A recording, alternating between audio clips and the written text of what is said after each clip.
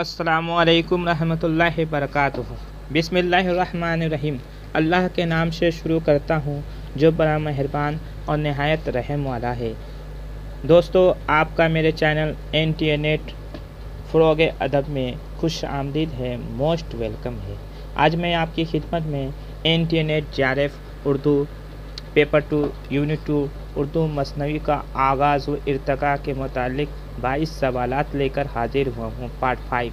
तो आइए बिला ताख़ीर शुरुआत करते हैं। सवाल नंबर 1 से ज़मानी एतबार से दुरुस्त तरतीब की निशानदही कीजिए। ऑप्शन नंबर 1 है कदम राव, पदम राव, अली नामा, गुलशन इश्क, कुतुब मुश्तरी। ऑप्शन नंबर 2 है फुलबन, बोस्तान ख़याल, शहरुल बयान, गुलजार नसीम। ऑप्शन नंबर 3 है ख्वाब व ख़याल, ज़हर इश्क, दरियाए इश्क, यूसुफ ज़ुलेखा। ऑप्शन नंबर 4 है तारीख़ सिकंदरी, ख़ाबिर नामा, चिराग दैर, बिकत कहानी। तो इसका सही जवाब है ऑप्शन नंबर 2 फुलबन, बोस्तान ख़याल, शहरुल बयान, गुलजार नसीम। सवाल नंबर 2 है मसनवी फुलबन में कौन बादशाह को नक़ल रूह का मंत्र सिखाता है। ऑप्शन नंबर 1 है बुलबुल। ऑप्शन नंबर 2 है दरवेश। ऑप्शन नंबर 3 है हमायूं फाल। ऑप्शन नंबर 4 है जोगी। तो इसका सही जवाब है ऑप्शन नंबर 2 ऑप्शन नंबर 4 जोगी। सवाल नंबर 3 है दुरुस्त जोड़ की निशानदही कीजिए। ऑप्शन नंबर 1 है फुलबन, मुल्ला वजही। ऑप्शन नंबर 2 है कुतुब मुश्तरी, इब्न निशाती। ऑप्शन नंबर 3 है गुलशन इश्क, मुल्ला नुसरती। ऑप्शन नंबर 4 है गुलजार नसीम, बहाउद्दीन गवासी। तो इसका सही जवाब है ऑप्शन नंबर 3 गुलशन इश्क। यह मुल्ला नुसरती की पहली मसनवी है। फुलबन इब्न निशाती की मसनवी है। कुतुब मुश्तरी यह मुल्ला वजही की मसनवी है। गुलजार नसीम पंडित दया शंकर नसीम की मसनवी है। सवाल नंबर 4 है कुली कुतुब शाह के दरबार से मलकुश शुअरा का एजाज़ किसे मिला था। ऑप्शन नंबर 1 है इब्न निशाती। ऑप्शन नंबर 2 है Mulla Wajhi. Option number 3 Ghawwasi. Option number 4 है मुकीमी। तो इसका सही जवाब है ऑप्शन नंबर 2 मुल्ला वजही को मलकुश शुअरा का एजाज़ मिला था। कुली कुतुब शाह का ये दरबारी शायर था। ये कुली कुतुब शाह की तरफ से मुल्ला वजही को मलकुश शुअरा का खिताब मिला था। सवाल नंबर 5 है कुलियात गालिब फ़ारसी की कुल 11 मसनवियों को उर्दू ज़बान में किसने मुंतकिल किया। ऑप्शन नंबर 1 है मालिक राम। ऑप्शन नंबर 2 है अली सरदार जाफ़री। ऑप्शन नंबर 3 है ज़ो अंसारी। ऑप्शन नंबर 4 है हनीफ नकवी। तो इसका सही जवाब है ऑप्शन नंबर 3 ज़ो अंसारी। सवाल नंबर 6 है पिला आतिश आब पीरे मुगा के भूले मुझे गर्म व सर्द जहाँ। ये शेर शहरुल बयां के किस बाब का आगाज़ होता है।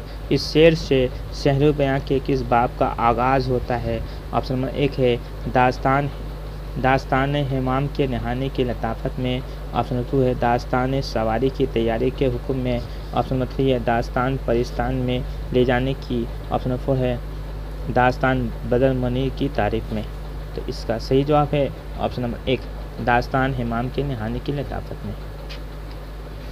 सवाल नंबर 7 है गुल का अलम चमन चमन है ये बुलबुल खामा नारे जन है। गुल का अलम चमन चमन है यू बुलबुल खामा नारे जन है। ये शेर किस मसनवी का है। ऑप्शन नंबर 1 है कुतुब मुश्तरी। ऑप्शन नंबर 2 है फुलबन। ऑप्शन नंबर 3 है शहरुल बयान। ऑप्शन नंबर 4 गुलजार नसीम। तो इसका सही जवाब है ऑप्शन नंबर 4 गुलजार नसीम।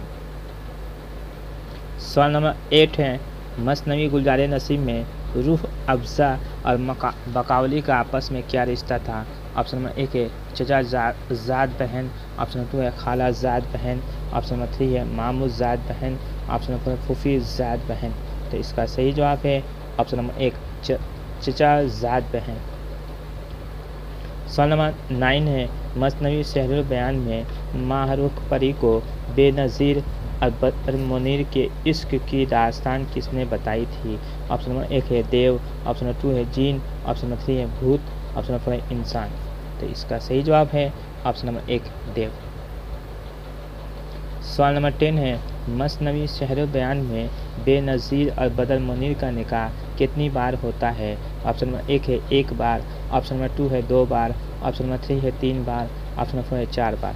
تو اس کا صحیح جواب ہے آپشن نمبر 2 2 بار۔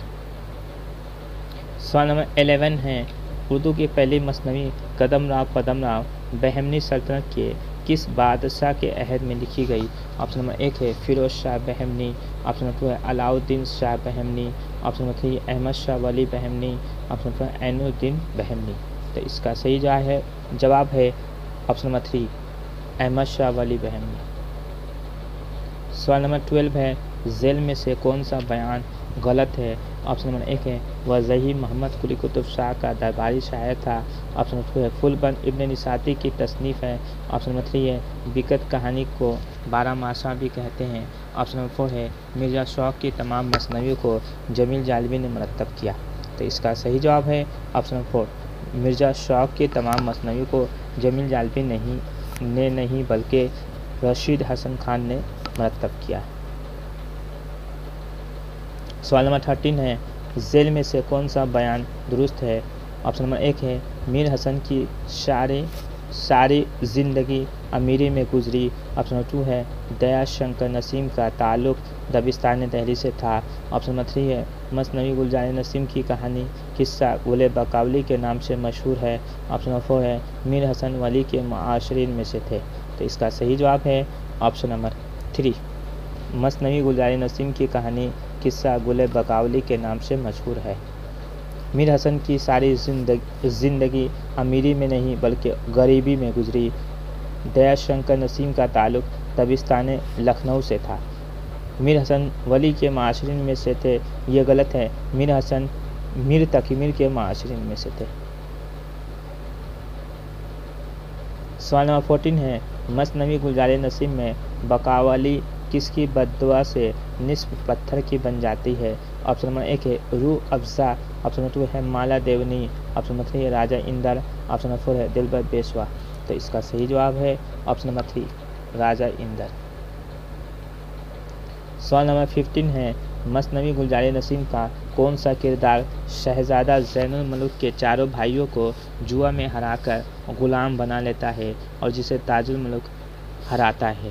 تو آپشن نمبر 1 ہے دلبر پیشوا، آپشن نمبر 2 ہے سعد، آپشن نمبر 3 ہے چتراوت، آپشن نمبر 4 ہے راجہ چتر سنگھ۔ تو اس کا صحیح جواب ہے آپشن نمبر 1 ہے دلبر پیشوا۔ یہ دلبر پیشوا جو ہے یہ گلزار نسیم میں شہزادہ زین الملک کے چاروں بیٹوں کو جوئے میں ہرا کر اپنا غلام بنا لیتی ہے، بعد میں تاج الملک جو دلبر پیشوا کو ہرا کر اپنے چاروں بھائیوں کو آزاد کراتا ہے۔ سوال نمبر 16 ہے بیکت کہانی کی زبان دکنی سے مختلف اور صاف ہے، یہ کس محقق کا قول ہے؟ آپشن نمبر 1 ہے مسعود حسین خان، آپشن نمبر 2 ہے محمد حسین آزاد، آپشن نمبر 3 ہے محمود شیرانی، آپشن نمبر 4 ہے خلیل احمد بیگ۔ تو اس کا صحیح جواب ہے آپشن نمبر 3 محمود شیرانی نے اپنی کتاب پنجاب میں اردو میں یہ قول دیا ہے۔ سوال نمبر 17 ہے زمانی اعتبار سے صحیح ترتیب کی نشاندہی کیجیے۔ آپشن نمبر 1 ہے نظامی بیدری، ملا وجہی، میر حسن، دیا شنکر نسیم، آپشن نمبر 2 ہے ملا وجہی، نظامی بیدری، دیا شنکر نسیم، میر حسن، آپشن نمبر 3 ہے دیا شنکر نسیم، نظامی بیدری، ملا وجہی، میر حسن، آپشن نمبر 4 ہے میر حسن، ملا وجہی، نظامی بیدری، دیا شنکر نسیم۔ اس کا صحیح جواب ہے آپشن نمبر 1 نظامی بیدری، یہ اردو کے پہلے مثنوی نگار ہے، اس کے بعد ہے ملا وجہی، پھر میر حسن، دیا شنکر نسیم۔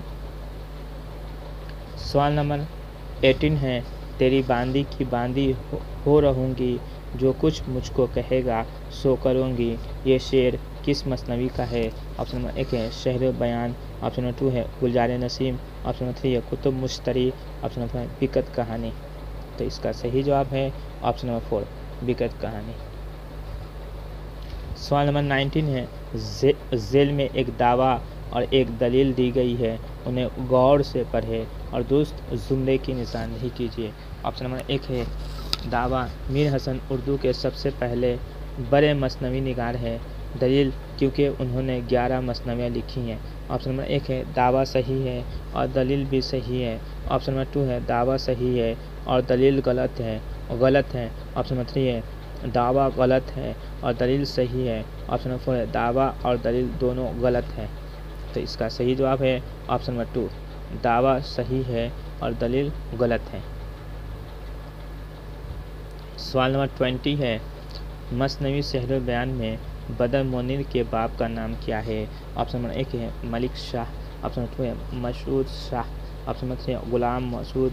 آپشن نمبر 4 ہے شعیب مسعود۔ تو اس کا صحیح جواب ہے آپشن نمبر 2، مسعود شاہ۔ سوال نمبر 21 ہے علی سردار جعفری نے غالب کی مثنوی چراغ دیر کو کس نام سے شائع کیا تھا؟ آپشن نمبر 1 ہے سومناتھ خیال۔ آپشن نمبر 2 ہے بوستان خیال۔ آپشن نمبر 3 ہے حیات خیال۔ آپشن نمبر 4 ہے شام خیال۔ تو اس کا صحیح جواب ہے آپشن نمبر 1، سومناتھ خیال۔ سوال نمبر 22 ہے ذیل میں سے کون سی مثنوی ملا نصرتی کی نہیں ہے؟ آپشن نمبر 1 ہے گلشن عشق۔ آپشن نمبر 2 ہے مینا ستونتی۔ آپشن نمبر 3 ہے علی نامہ۔ آپشن نمبر 4 ہے تاریخ سکندری۔ تو اس کا صحیح جواب ہے آپشن نمبر 2، مینا ستونتی۔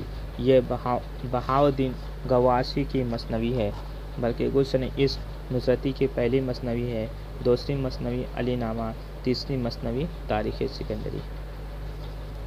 دوستو میری یہ ویڈیو آپ کو کیسے لگے؟ اگر اچھے لگی تو چینل کو سبسکرائب کرے، لائک کرے اور ویڈیو کو زیادہ سے زیادہ شیئر کرے۔ آج کے لیے اجازت دیجیے اپنے دوست توفیق انصاری کو۔